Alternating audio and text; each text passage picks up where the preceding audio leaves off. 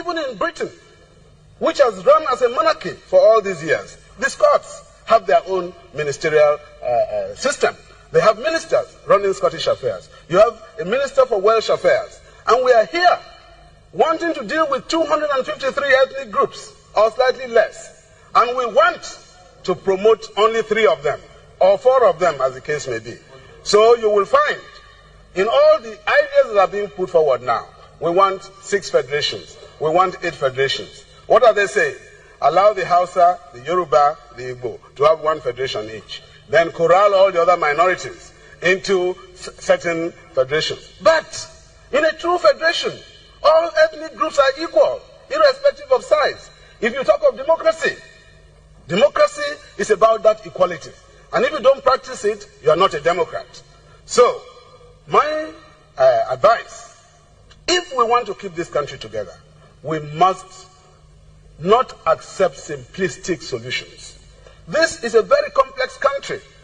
If you look at what I want as an Ogoni, carefully, if you look at what the Shekiri want, carefully, if you look at what the Hausa want, carefully, we may be able to save the situation. But if you take simplistic solutions, we are running into a lot of trouble. That is where the regions failed before.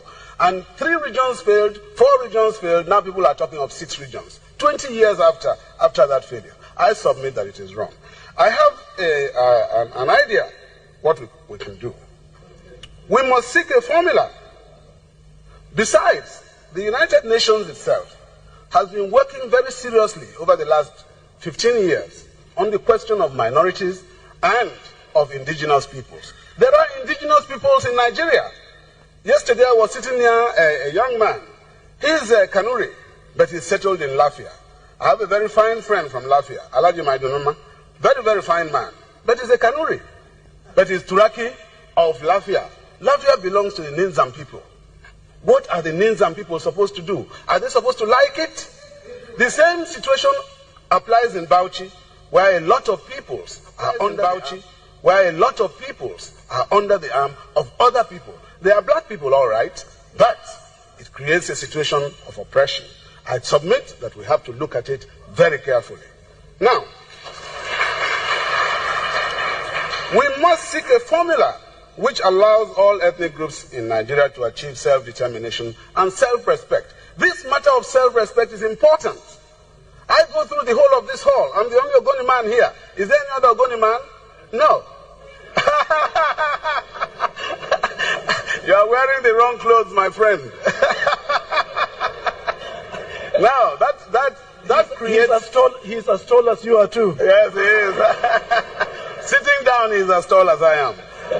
Now, basically, a country of this nature creates tremendous problems. For some people who never hear their language on radio, on television, and when they go into offices, they don't see anybody who can relate to them. And government today is a question of information. If you have information, you can do well. Business is a matter of information. Now, all these peoples are deprived of these rights. I speak for them, and I say that they have a right to exist. It's even worse when you provide all the resources, and then somebody comes along and uses specious arguments and deprives you of them and tells you you are in one country. What assurance do I have?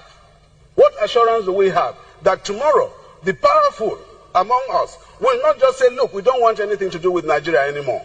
And they will actually walk away, and we can't stop them. But when we, the small people, want to go away, then they will come and say, look, we have the army. We will get together, and we will show you Pepe. No, sir, I don't accept it.